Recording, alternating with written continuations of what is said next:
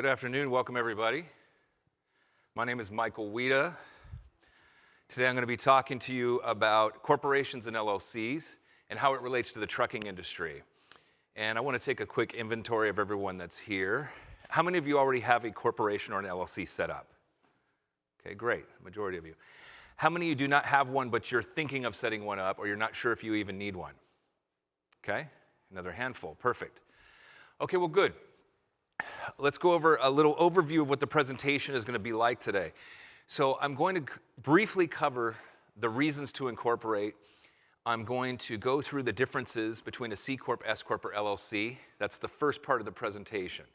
But you're going to want to make sure that you're really here for the 5 secret strategies. That's the meat of this presentation. So whether you have a corporation or an LLC or not, or if you're planning on starting one, these are going to help you grow your business, and I'm going to show you some ways that you can get the most out of your corporation or LLC too. That's the fun part of the presentation. Okay, so reasons to incorporate. Many of you have heard that you want to have a corporation or LLC for asset protection, and that's one of the more famous reasons to form a corporation or LLC, because if you get sued in your business, what it does is it protects your personal assets, such as your house, your retirement, your savings, or your car. But there is one asset that most people don't think about protecting when they run a business, and that's their credit score. If you get sued in your business, or even on the personal side, what happens is a judgment goes on your credit report for 10 years. Now, some people may say, hey, I don't have a house yet. I'm still working to buy a house, so if someone sues me, it's not a big deal. If a judgment goes on your credit report for 10 years, they have that much time to collect.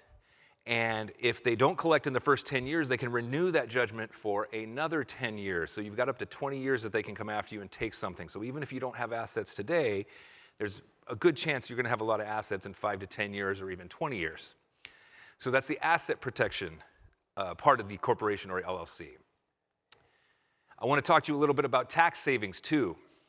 What I'm going to do is I'm going to give you a side-by-side comparison if you're operating as a sole proprietorship versus from a corporation. And I'm going to give you the worst example, which is a C corporation. C corporations are not great when you're first getting started because of how they're taxed. I'll get into that later. But if you are operating as a sole proprietorship and you have a $35,000 profit, this is not revenue, this is not all the money you generated in a year, this is what's left over. You're going to pay a tax of about $8,000 through a sole proprietorship. With a C Corp, you're going to pay about $7,350. Now, that's not that exciting of a tax savings. You're looking at about a 9% tax savings. In my world, a tax savings is a tax savings. But watch what happens. The more money you make, the more money you end up saving. So if I take a look at a $50,000 profit, you can see what's paid through a sole proprietorship, about $14,000. If you have a C Corp, you're only paying about $10,000 in taxes. That jumps up to a 27% savings from a 9% savings at 35 grand. You see that? It's a big deal. The last example I'm going to show you is a $100,000 profit. And this is where it gets a little more exciting. Sole prop would pay about $32,000, and a C Corp would only pay $21,000. So that puts you at a 35% savings. Is that a big deal? I hope so, because that's a big chunk of your taxes there. So asset protection and taxes are the 2 biggest reasons to incorporate. When I get into the secret strategies, you're going to see a lot more. But what I want to do now is, for those of you who already have an entity, I'm going to review the difference between the 3, and you may want to think about making a change after you hear how this works, or you'll feel a little better knowing that whoever helped you set up your corporation or LLC may have done it correct the right way. So which one is best? I'm also going to cover which one typically works for the trucking industry as well. So I'm going to give you a quick overview. It won't take long. A C corporation is usually meant for people that have a lot of investors, which isn't most of us as solopreneurs or small business owners. That's not typically what we're looking for. But a C Corp has a flat tax of 21%. It doesn't matter if you make $10 or $10 million, you're only paying 21% in taxes on the profit that you make. That's a C corporation. Now, LLCs and S Corps are taxed almost exactly the same. They are taxed at the personal income tax rate. And so this is why I always tell people LLCs and S Corps are better when you're getting started, because take a look at the chart here. the first 50,000 you make in profit, 47,000, is taxed at 10 or 12%. And then when you get higher than that, it's at 22, which isn't terrible, right? So when you're first getting off the ground, this is the better structure to start with. When you start making more money, you can graduate into a C corporation later on. In fact, see how 24% goes up to 191,000? When you get to that point, that's when you want to start thinking about switching to a C Corp. So if you have a fleet that you're setting up and you're hiring other drivers, and you start reaching that $200,000 mark, that may be a point when you want to start asking your CPA, hey, does this make sense for me to switch at this point? There's a lot of different things that may be going on with your situation that may play into that, but it's a good time to start asking that question of the people who are doing your taxes for you. So that brings us back to this. What is the best entity for those in the trucking industry or any small business when you're first getting started? Now, this is going to vary by individual, but for the most part, an LLC is the way to go. If you have a smaller company, an LLC is a good entity because there's a lot less paperwork and there's fewer formalities than a corporation.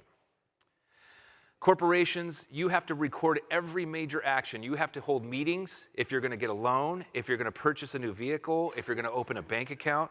And it's really silly. If you're the only owner of the corporation, you shouldn't have to do that, but legally you're supposed to. And if you don't, people can break through the corporation if you get sued.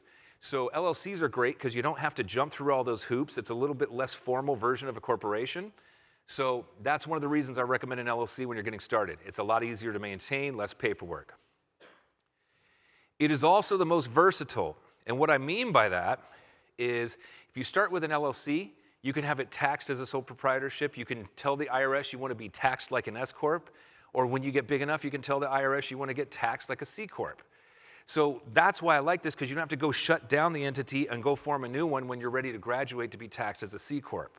So LLCs are great for that reason. So then for the trucking industry, what works really well? If you're making less than $200K in profit, which is usually the case if you are a solopreneur operating, if you have multiple trucks, that's going to change. But what you should do is have an LLC and have it taxed as an S Corp. How many of you are already doing it that way? Anyone? Okay, good. There's a handful of you in the audience. How many of you just have an LLC set up and it's just taxed as an LLC by itself? Okay, good. So the question you want to ask your CPA is, does it make sense for me to be taxed as an S Corp? And they're going to tell you yes or they're going to tell you no. The key you want to ask your CPA is why. If they tell you no, ask them why. The reason that I say an LLC taxed as an S Corp is typically the better option is it gives you control over payroll taxes. Because legally you have to be issuing yourself a paycheck if you're taxed as an S Corp. And you can reduce the Social Security and Medicare taxes that you pay if you're taxed as an S Corp. So write that down as a reason why you want to look into it, is that it's going to reduce payroll taxes. And let your CPA tell you why. You might have a specific situation why it doesn't work for you, but if they tell you no, and you say why, and they go, you just don't want to do that, it means that they don't know how to file the paperwork or they're too lazy to do it, and you might want to start looking for another CPA, okay? Let them give you a good reason why it doesn't work for you. If you're satisfied with that reason, then you're in good hands, because everybody's tax situation is different, and the advice I'm giving you here is very generalized, okay? So there might be something different about your situation that would change that. Let's move on. If you expand your fleet and you hire a bunch of drivers, or you have another business going on, you start making a lot more money, then what you want to do is file a paper to now change your LLC to be taxed as a C Corp. You can do this by filing a simple paper with the IRS. You don't have to shut down your LLC and start again. That's going to save you a lot of money. Plus, it keeps your original LLC that you started up as aged. The older your LLC, the better. And why do you ask? That's going to become in the 5 secret strategies that I show you. There's one major reason why you want to have as old of an LLC as possible that I think a lot of you are going to like. Okay, so let's get to the fun part. And I know you guys were excited about the tax stuff earlier, but let's get to the fun part. Corporation secrets. Okay, so let's talk about when you would want to have multiple corporations or multiple LLCs. So if you own several rigs, even if you own one rig, this can work for you. What you do is you take Corporation 1 or LLC 1 and you have it own the rigs. Then what you do is you rent the rigs to corporation number 2. Corporation number 2 is going to be the one that signs all the contracts and works directly with your customer, the company that you're delivering goods for. Now, why would you want to do it this way? See, corporation number 1 owns the trucks. Corporation number 2 owns nothing, right? So if you get one of these, or if you happen to, God forbid, get in an accident while you're on the road, or anybody tries to sue you through your business for any reason, they try and sue corporation number 2, but it doesn't own anything. And look what happens to corporation number 1. Okay? This is an important strategy. And a lot of people tell me, well, I have insurance. I have liability insurance. Why would I need to do this? What is the job of an insurance adjuster? I want to hear someone answer the question. What is the job of an insurance adjuster? To make sure that you don't get paid out. They try and find any loophole they can to make sure that they don't pay your claim or to get it as small as possible. So what this strategy does is it helps protect you against that situation, okay?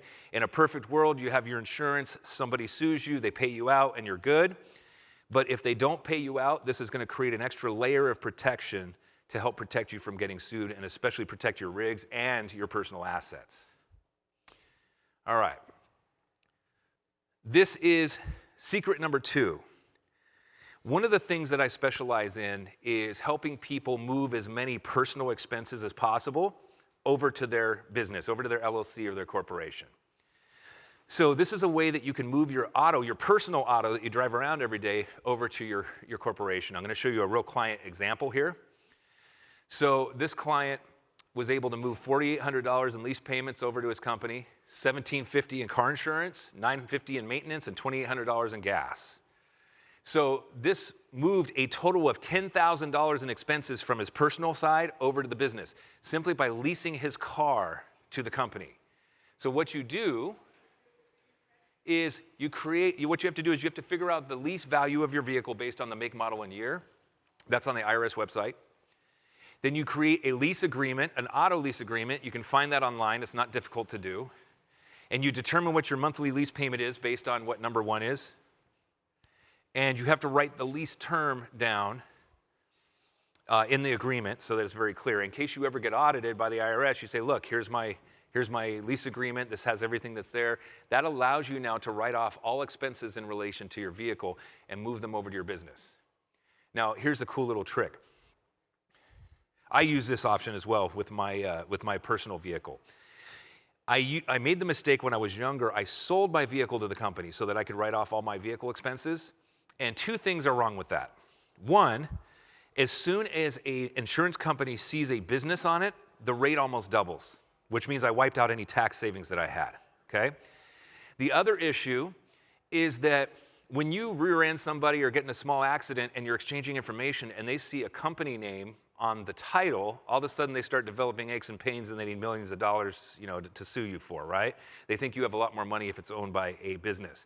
So when you lease your vehicle to the business, it's owned by you personally, but the business is now responsible for the expenses. Does that make sense? Okay, good. So that's secret number 2. Now, I'm going to show you how you can get your business to pay for your retirement, or a portion of it at least. Here's a question for you. What's better, an IRA or a solo 401k? Take a guess. IRA, solo 401k, I heard back there. Okay, what's the maximum you can contribute to an IRA? Anyone have that number in their head? What was it? I heard 16. Okay, now if you're married, it's different. If you're single, it's 7,000 that you can put away into an IRA in 2025. If you're married, it's double that. It's 14. All right? So that's an IRA.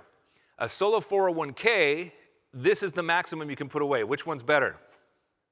Solo 401k, but I recommend you do both because there's tax-deferred money or tax-free growth with money with IRAs and solo 401ks. If you make enough money, you should sock as much in there as you can, and I'm going to tell you why. First of all, let's talk about why they call it a solo 401k.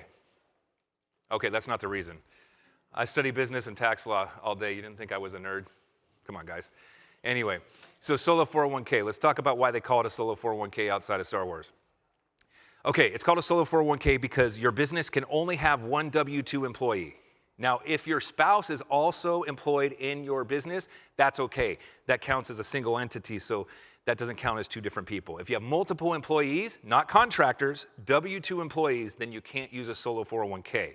But if you're operating on your own and you're only paying out contractors and you're the only W-2 employee, you can open up a solo 401k for your business. As I mentioned, there's a $70,000 maximum that you can put into it each year, or anything up to that. It doesn't have to be $70,000. If you're married, you double it. It's $140,000 that you can put away. Now let's talk about how the business can cover this, because the business can only cover a portion of this number. 25% of your salary can be put into your 401k from your business, okay? So if you're paying yourself $100,000 a year, that means the business can put $25,000 of that into your solo 401k. If you're paying yourself $200,000, that goes up to $50,000, right? Where do we get the rest? On the personal side, you're allowed, as of 2025, to put away $23,500. So this can be invested in, you can invest this in stocks, you can invest it in, if you get creative, there's ways to invest in cryptocurrency or in rental properties, a lot of different things that you can invest in. You can set it up as a Roth or traditional.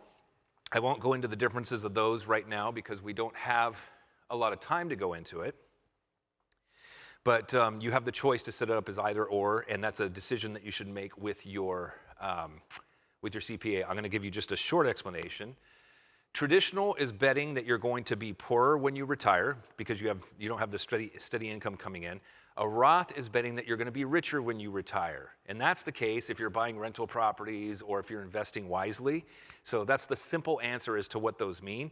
I'm a big Roth guy because I like to bet that I'm going to be richer when I retire. So have that conversation with your CPA and see what you think is best based on your situation. And here's the cool part.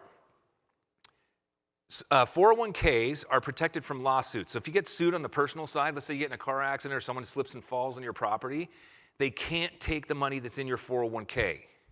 With IRAs, the law is written where it says they have to leave a reasonable amount for you. Well, what's reasonable? That's up to the judge or up to the jury. We don't know what that is. Is that half? Is it 10%? Is it 75%? I don't know and I don't want to know. So solo 401ks are the way to go. If you have a 401k with a company or you're setting it up through your own business, it can't be touched by a lawsuit. Here's the cool part. My clients always go, well, I don't want to put the full $70,000 in, or even with the IRA, I don't want to put the full $7,000 in. What if I need the money? You are allowed to borrow against your 401k. You're allowed to borrow against your retirement accounts.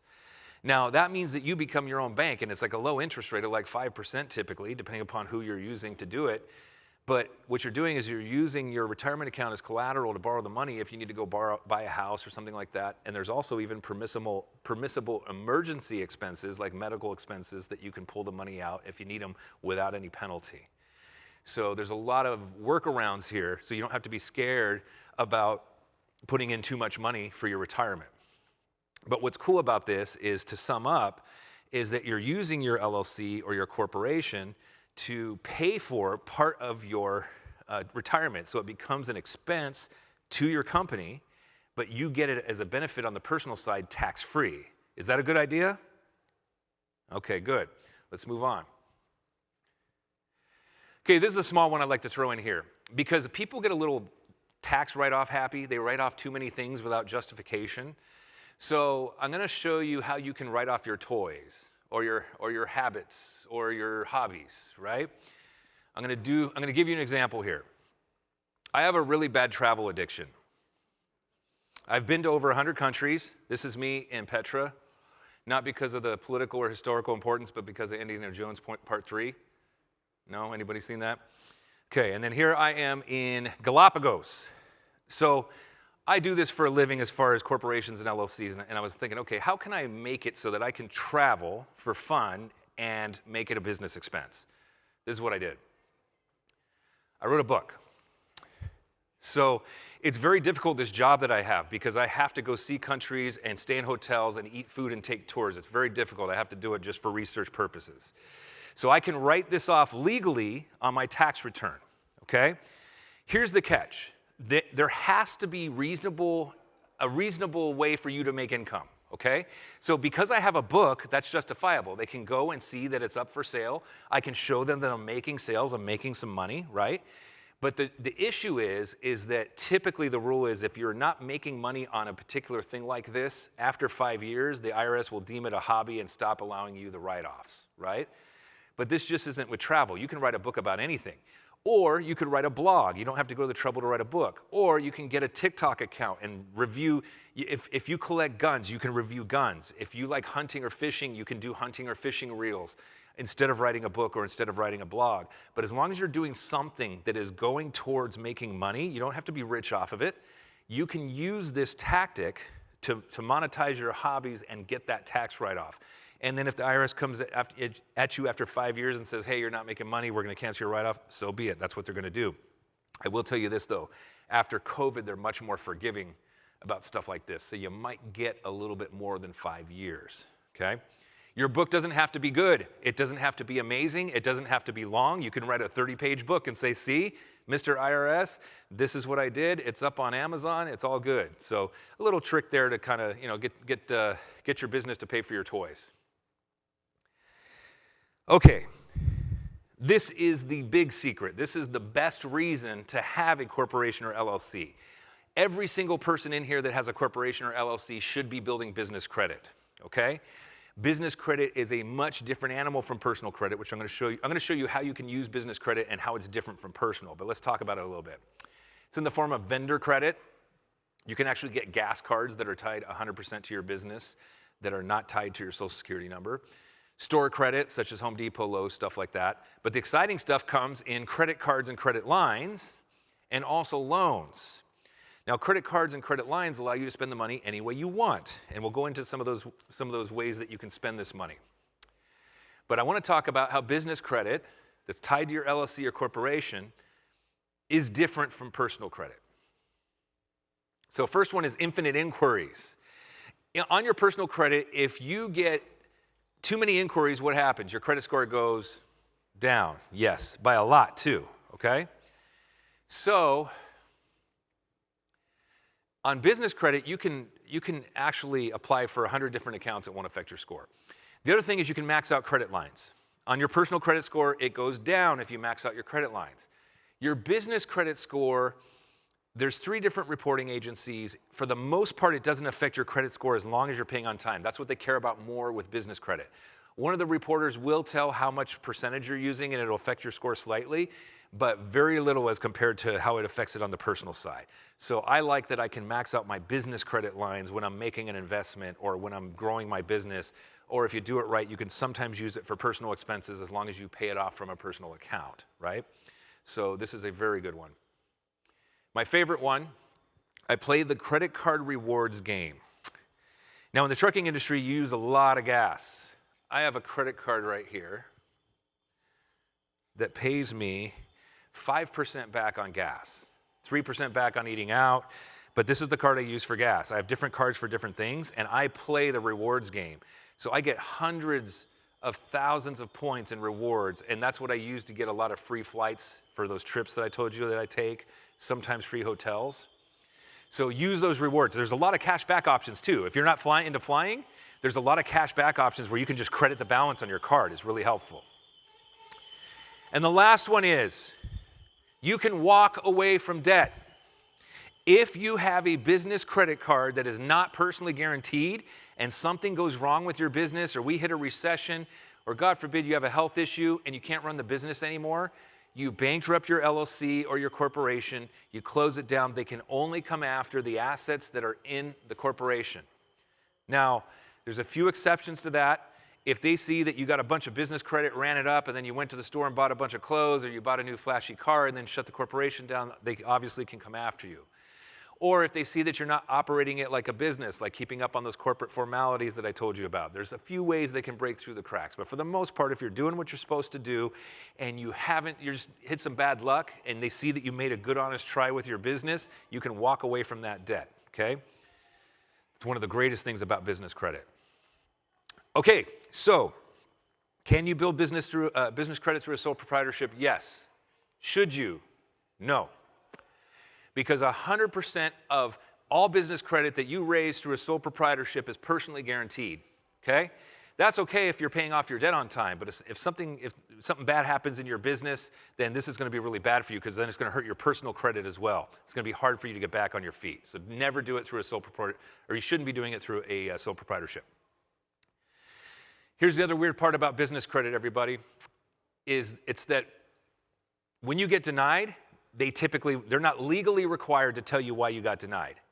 And there's so many stupid reasons that people get automatically denied every day, even though their business is flourishing, even though the person is responsible and pays back all their credit. What our company does when we build business credit for our clients is we put them through 50 fundability factors before they even apply. And we actually help them get a 90 to 100% approval rating because we put them through this process first before we do the first application. And I'm just going to give you an example of 4 of the fundability factors so you get an idea of how silly some of these are, right, for the automatic denials. First one is phone number. How many of you operate your business from your cell phone? That's everybody, I think, right? How many of you, in addition to your cell phone, you have some sort of a landline or a voice over IP? Good, a couple of you. Okay, so even if your phone number is in your business name, do you know that a lot of credit applications will automatically deny you because they don't think you're a legitimate business? So you have to have a landline or you have to have a voice over IP. It's an internet phone. And what that does, it's cheap. You guys can get it for $15 a month. But what it does is it automatically reports to the 411 National Registry that shows up if you call, it shows your business name. And it tells them that you're a real and legitimate business. So if you don't have this, you're going to get automatically denied for a lot of credit applications. It's a simple mistake that most people don't even know about. Even though your cell phone's in your business name, it's still going to create a problem for you for some banks. Next one is business address. How many of you are operating your business from your home? I do. Okay. Yes, I have a home office. But you can also get a virtual office address because on your credit report, it flags your home address if that's the only address that you're using for your business. So they say, oh, this is either a fraudulent company or it's not big enough, so it's too risky for us, so we're going to automatically deny the application, and we're not going to tell them it's because of their address. Okay? That's just how that business credit game works. But on the personal side, they legally have to give you a reason. Hey, your debt was too high, or you had too many derogatory items, or you had a bankruptcy. They have to legally tell you on the personal side. Business side, they just say, sorry, you didn't get approved. Third thing, website and email address. Now, in your line of work, you may not need a website because that's not how you get clients. It doesn't matter. You can go on and create a simple website on Wix or Squarespace. You can go do it yourself. You can pay someone a couple $100 to do it simple. It doesn't have to be pretty. It just has to be there, right? And you want your email address to have the domain name of your business.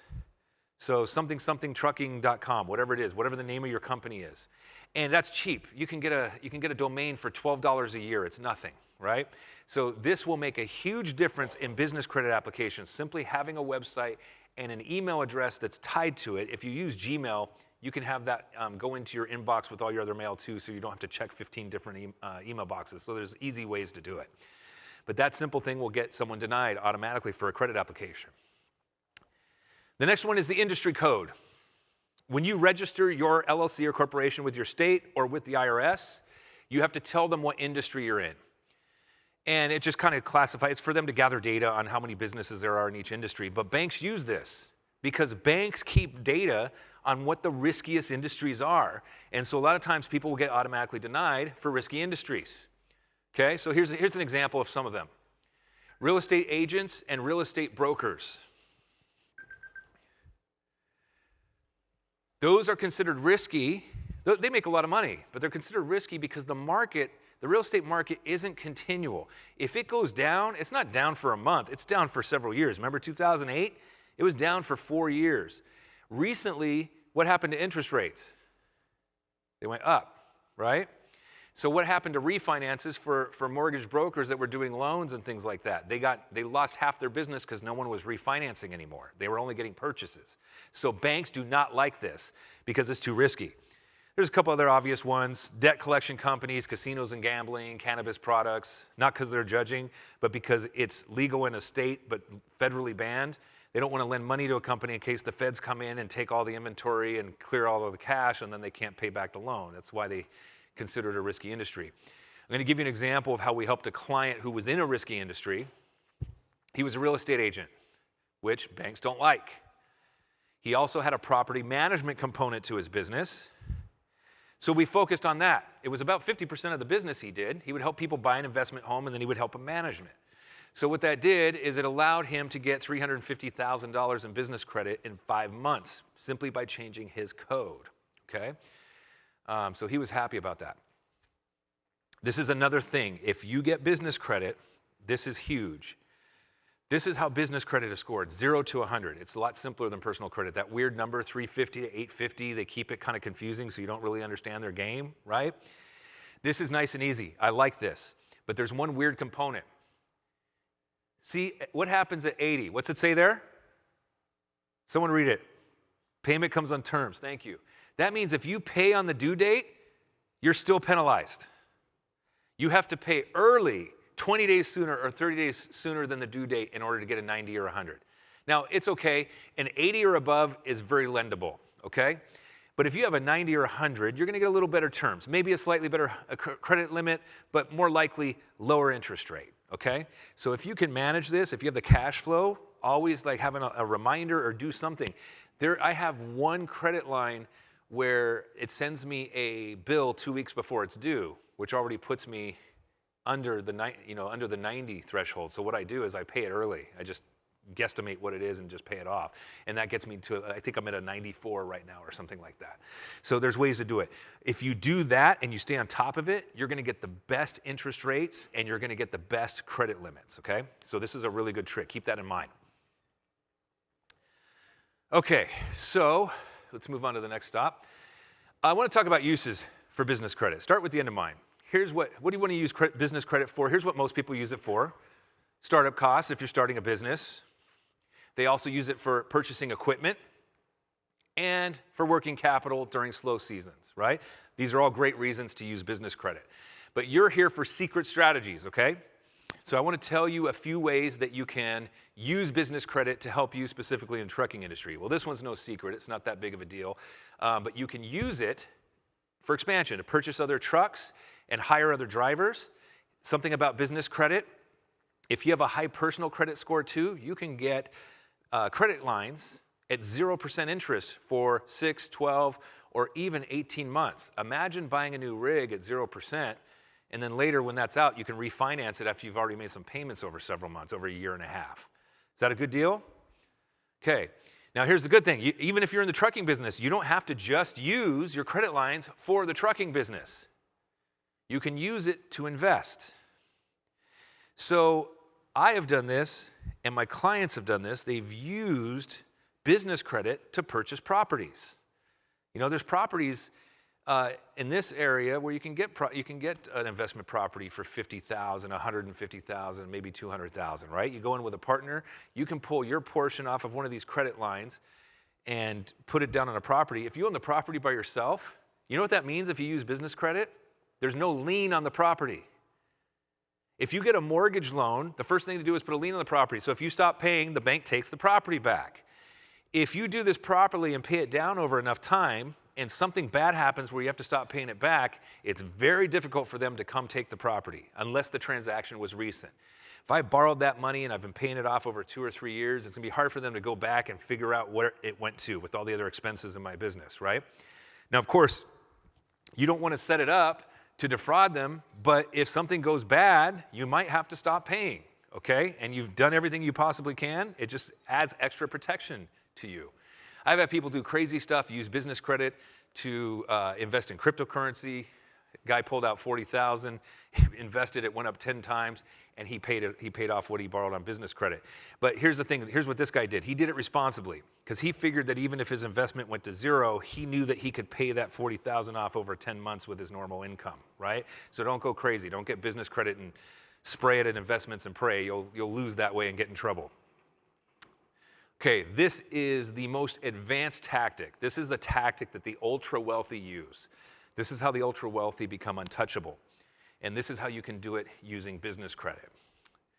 So let's say you get a $100,000 credit line or a $200,000 credit line through your business. What you do is you take that money and have your corporation or LLC lend that money to you as an individual, okay? And because your corporation is acting as the bank, You know what your corporation does? Puts a lien on your house. Now, why would you want to do that? Here's the thing. People are sue happy, aren't they? So if you get in a car accident on the personal side, or like I said before, someone slips and falls on your property, or they just don't like your face and they want to sue you, stuff like that happens these days. So what happens is they can sue you and actually put a lien on your property. And what that means is that if you sell it, that person who sued you is going to get paid first before you do. Now, I don't like that. So I use this tactic for my house. Who has the first position on my property is my mortgage company, the one who actually holds the note for my house. But my corporation has all the equity used up. So if somebody sues me personally, they can try and put a lien on my house, but they're going to be in third position, which means if I sell my house, they get zero. Okay? So this is something that you may want to employ if you own a house and you build business credit. But here's what you do. You put the money, you lend the money to yourself, it goes in your personal bank account. You can either use it, or what I recommend is do this advanced tactic. Take that money, don't pay back the loan that you got from your corporation. What you do is you lend it back to your corporation, right? And now what do you get to do? You're the bank. So what you get to do now is put a lien on all the assets in your corporation or LLC, which includes your trucks, your repair equipment, your bank accounts. So now everything is liened up. You have liens on everything, which makes you virtually bulletproof for anyone to try and sue you and take something from you. Is that good advice? Okay, good. So use that. That's one of the best secrets there is, using business credit. Okay, so here's what I'm going to do. I'm going to tell you a little bit about my company and what we do. Then I'm going to open it up for just a few questions. What I'll do after that is, if there's still some questions, or maybe I'll step outside and kind of get everyone handled. But the name of my company is Augmentus Business Solutions. And today, I brought for you my book. I published a book, a best-selling book called Corporation and LLC Secrets. And I've only got about 20 of them, which is good because there's about that many people here. So if you want to buy one and you can't get one, it is on Amazon. I'm selling it for $20 here today, which means you'll avoid tax and shipping costs. So if you want to avoid that, get one outside. Jeff is sitting over here raising his hand. He's going to help me sell those outside.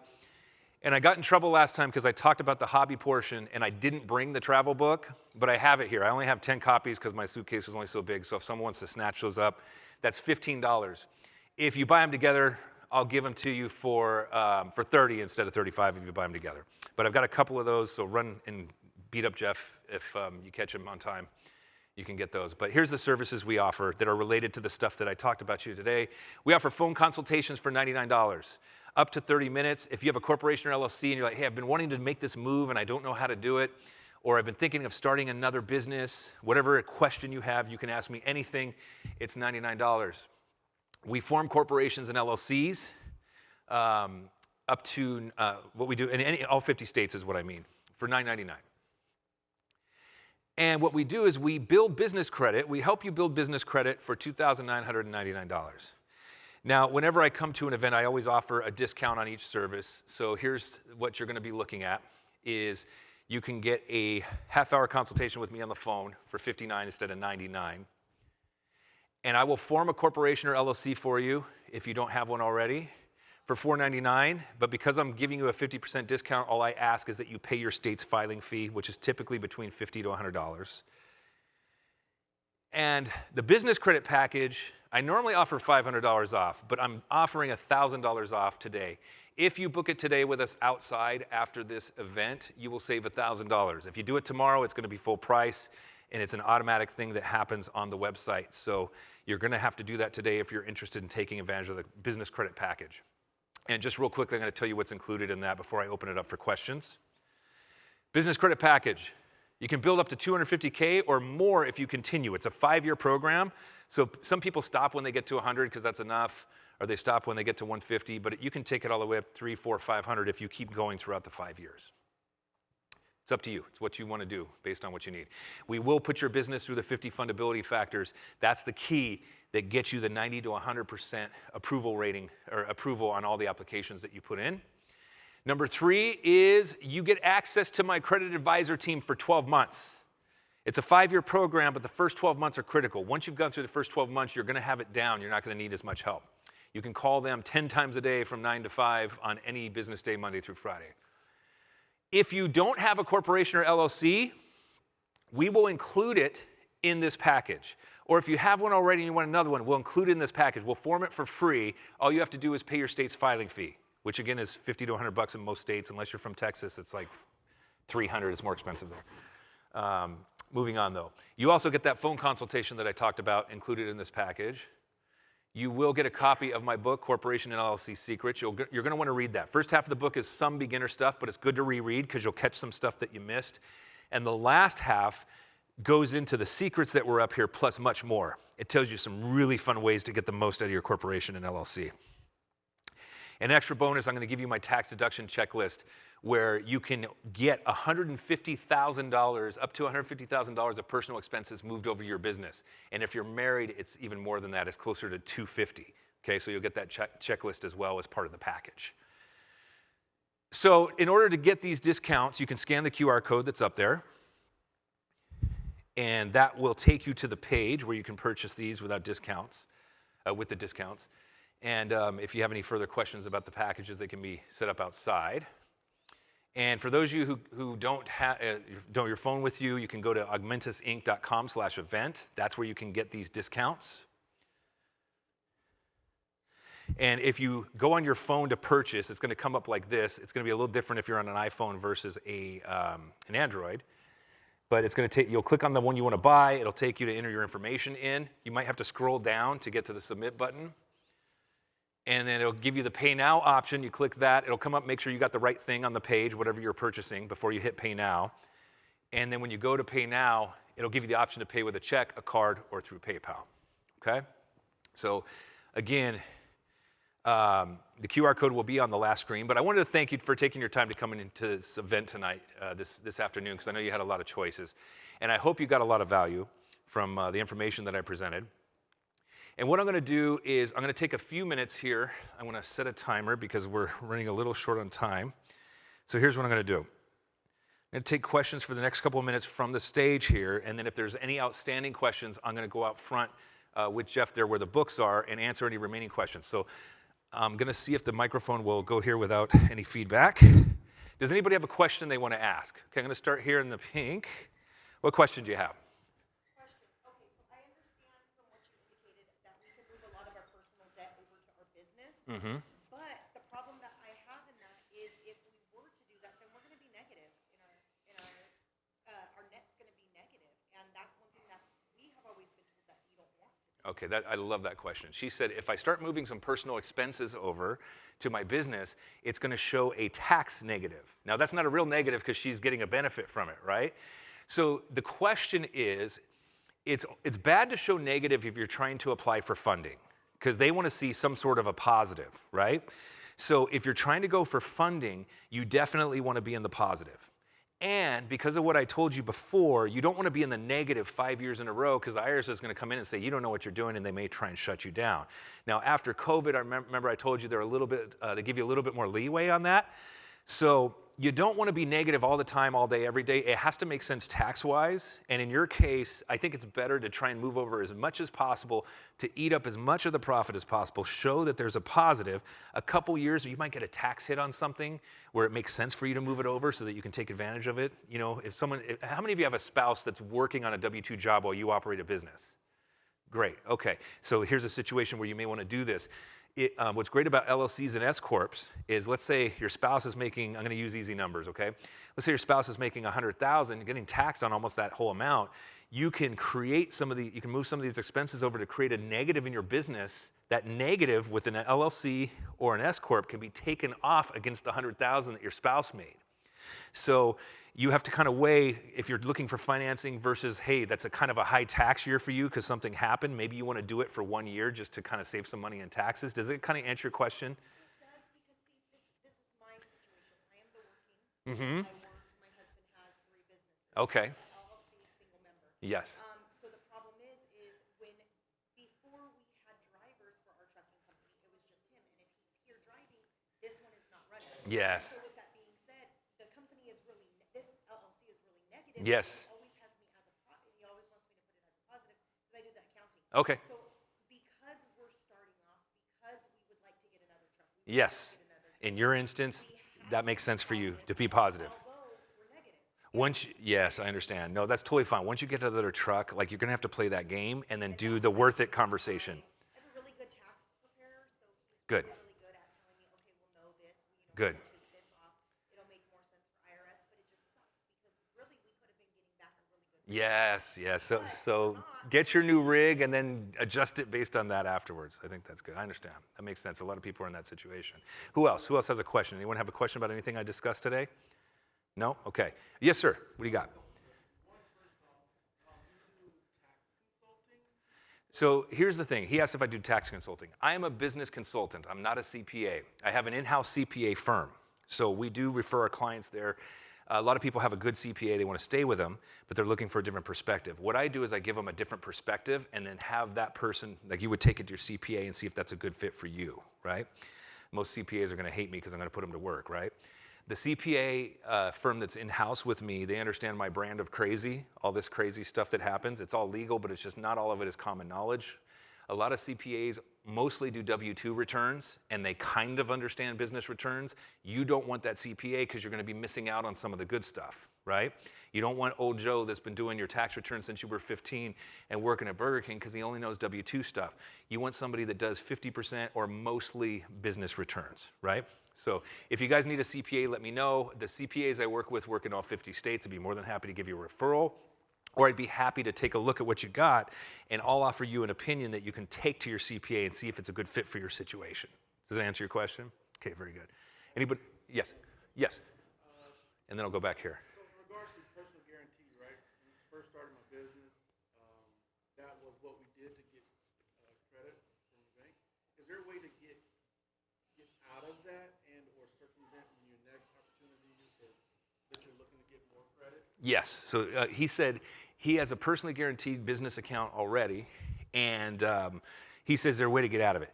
Now, some banks will allow you, if you've been paying for a number of years, to remove that guarantee. You can ask them. Most of the time, you're going to get a no, and that's okay.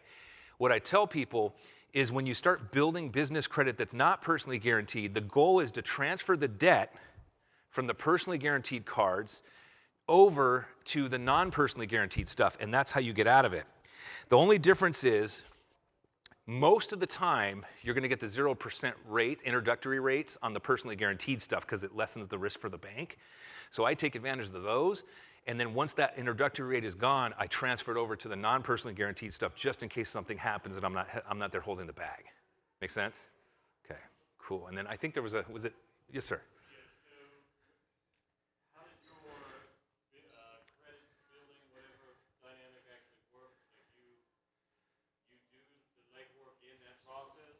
Okay. Question is how does our credit builder program work? Okay, so it's a hybrid program. You do some of the work, we do some of the work. There's some of the work that you have to do because they need to ID you. We cannot, it's illegal for us to apply for a credit line on your behalf. So what we do is we walk you through the process. Once you set up the business credit file with the business credit reporting agencies, we can call on your behalf. But you as the business owner, they want to ID you and make sure you're real first. So there's some steps that you're going to have to do legally, and then there's some steps that we take over. So you get access to our business finance suite for 5 years. What that does is it tells you we have 4 tiers of credit that we put you through. And what we do is we tell you what you need to apply for first. We give you 15 options, you only need 3. And then once that reports, you'll be able to see that it's reporting, we put you into tier 2. So it's a process where we tell you what to apply for and when. We put you through the 50 fundability factors, and it's half of you doing the work and half of us doing the work. Does that answer your question?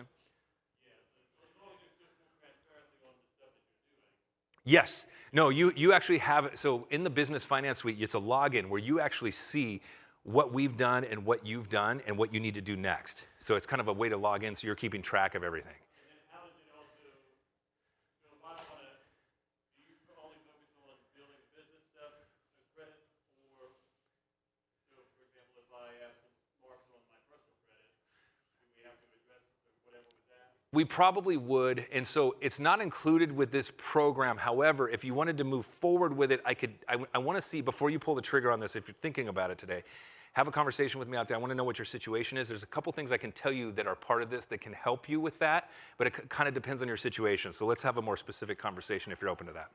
Okay? Cool. Okay, I think I have time for about one more question. Yes? And if not, we can go talk outside afterwards. Yeah.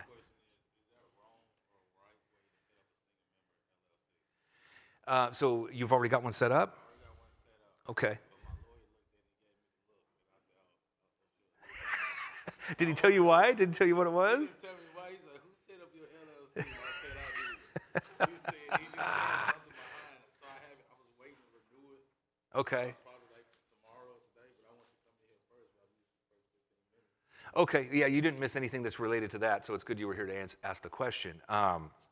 So yes, there's ways it can be done wrong, but typically it means that maybe you forgot to file something or you didn't file your annual report. What year did you set it up? I set it up at 21, but mine is due 21. the 1st of April. Okay, and you're on top of that. I'm on top of that. So I don't know, I can't think of what it would be unless he looked at the name or he looked at the filing and saw that there was a mistake. Oh, okay, so he's just trying to get your business probably, yeah, so you're fine. If you haven't gotten any notices from anybody and you're good and you're up to date on it, you're very rare because most people don't keep up on their paperwork, so good for you. He's just trying to, yes, if his operating agreement wasn't done right, but he said he didn't even look at anything. He just, oh, you set it up yourself and he got the side eye. That's what I was thinking before he said he didn't even look at it. Yeah, I was gonna say, yeah. He just said, who set you up? And I said, I did. and then that's when he gave you the My time's up, so I just want to ask a quick question. Who else has questions for me? Okay, so I'm going to go outside. Who wants to buy books? Okay, good. So Jeff's going to be out that door, and so go buy your books first, and then he's going to tell you where to line up.